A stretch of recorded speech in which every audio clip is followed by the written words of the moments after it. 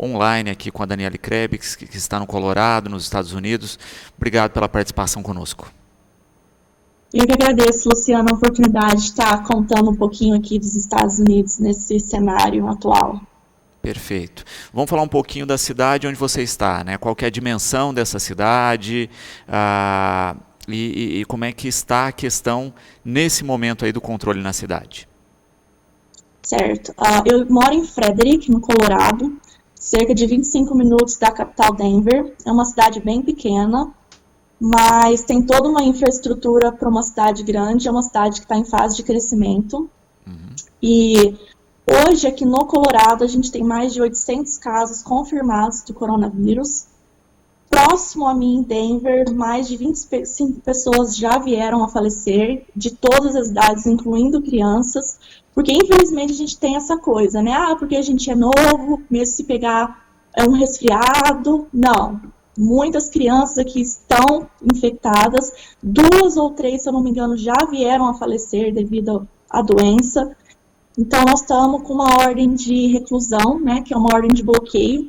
Cerca de 40% dos Estados Unidos adotou essa medida. A gente não pode sair da nossa residência, a não ser assim, para uma emergência médica, precisar ir numa farmácia, precisar ir no mercado. Fora isso, você não pode sair da sua casa. Perfeito. Você trabalha aí, né, como au pair, né? Como é que tem sido essa questão do trabalho? Você reside no trabalho?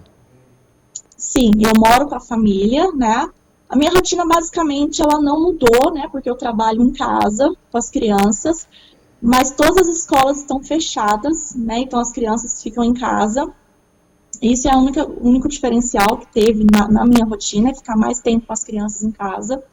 Mas me afetou também porque eu estudava em Denver, né? Todo sábado. E devido ao vírus, todas as escolas, todos os cursos, faculdades estão fechadas. Então, a gente está tendo aula online somente. Não tem previsão para voltar a ter aula no estabelecimento físico. Perfeito. Falando um pouquinho de funcionamento das estruturas, né? O que funciona aí? Né? O que tem funcionado, o que está liberado?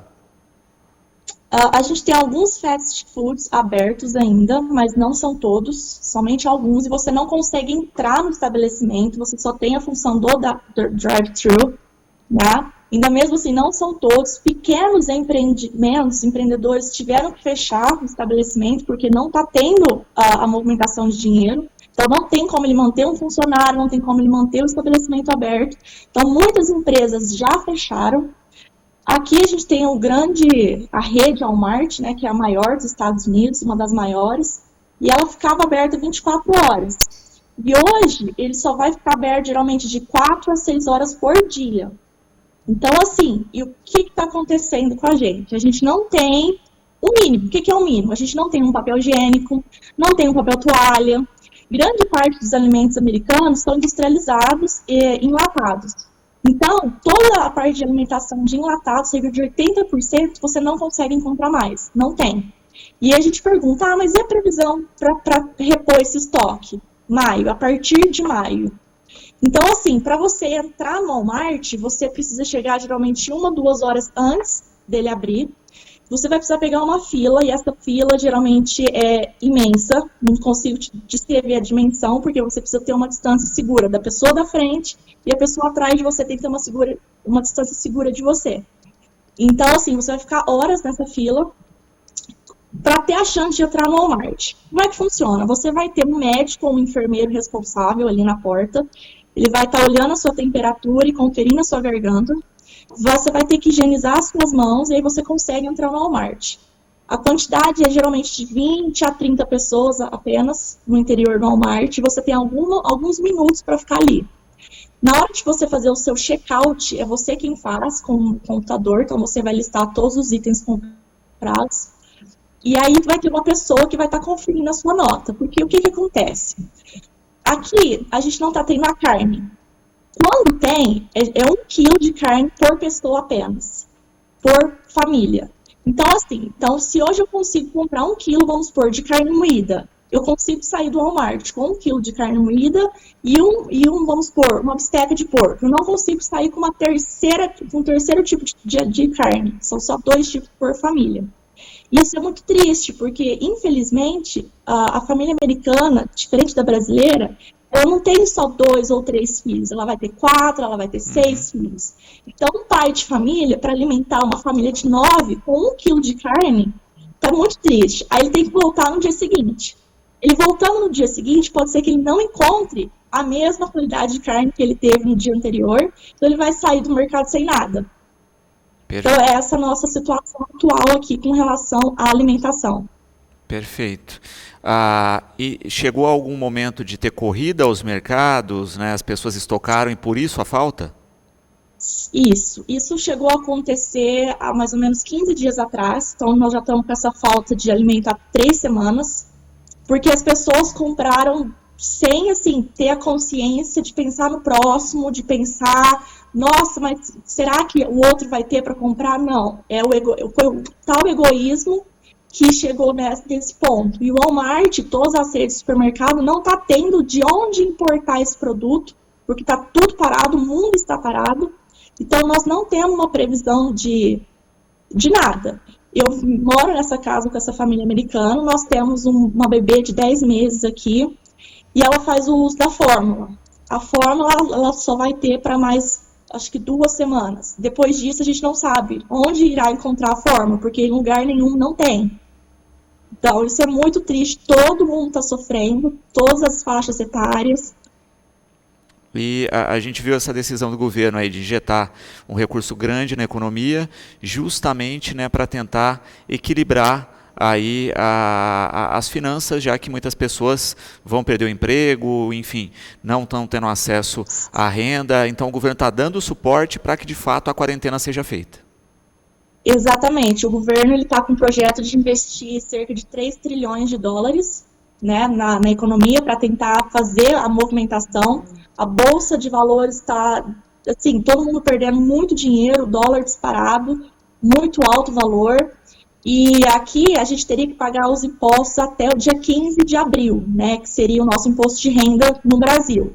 E aí o governo ele estendeu o prazo até julho, né, ele deu aí 3 meses de folga para a pessoa não ter que investir esse dinheiro agora, para tentar equilibrar essa economia mesmo. Então o governo ele está do nosso lado, ele está apoiando, está pensando na gente, está cultivando uma manhã para a gente ter uma oportunidade de se reestabelecer financeiramente. Estamos falando um pouquinho a respeito da experiência dela nos Estados Unidos, em Colorado. Vamos falar um pouquinho da questão das medidas sanitárias aí, das ações, né? Você me falava que existe um drive-thru de teste de corona na cidade. Isso, fica em Denver, né? É a 2ª semana consecutiva que esse teste vem sendo feito. Você precisa passar por um médico, então esse médico vai te dar uma guia, e aí você para o seu carro na fila, e aí vai vir um agente, um médico, um enfermeiro, ele vai te dar o kit, você se faz o autoexame e devolve o kit para essa pessoa, e o seu kit será analisado, e o resultado vai ser enviado pelo seu e-mail, né?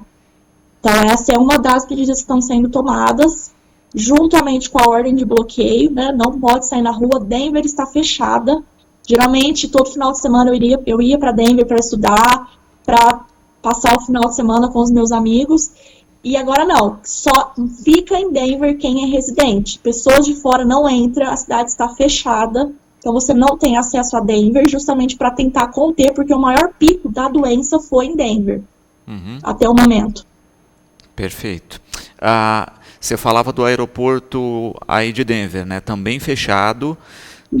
Um aeroporto internacional fechado, nenhum voo permitido, todas as empresas sofreram e vão sofrer muito ainda com essa paralisação, mas foi a melhor coisa que poderia ter acontecido, porque é um aeroporto que passam milhões de pessoas por dia, então é o melhor para todos agora no momento ter essa reclusão da cidade. Perfeito. O país levou em conta, no primeiro momento, muito a questão econômica, né? E agora parece que caiu a ficha da doença e que também vai causar um desgaste econômico muito maior, né? Se as medidas preventivas tivessem sido tomadas anteriormente, talvez o desgaste econômico não seria tão grande quanto agora, né? Com a crise econômica e a crise da doença juntas. Isso. Nossas medidas começaram a ser feitas essa semana, a partir de segunda-feira, que veio realmente a ordem de poder ficar em casa, a ordem de contenção de aeroporto, de contenção de cidade. E, infelizmente, se isso tivesse feito 3 semanas atrás, quando se ouviu falar do primeiro surto de doença, talvez hoje os números seriam menores, não seriam tão arrasadores. Hoje os Estados Unidos ele tem mais de 82 mil casos confirmados do coronavírus, mais de 2 mil mortes pelo coronavírus. Então isso é muito triste, infelizmente isso é muito triste. Perfeito. E se observa também essa questão prática aí, né, de o próprio Trump no começo tinha um discurso mais protecionista da questão econômica, né, e não colocando a doença de fato no patamar que ela se encontra e na gravidade que ela se encontra, né. Esse discurso do governo mudou, como é que está essa retórica agora?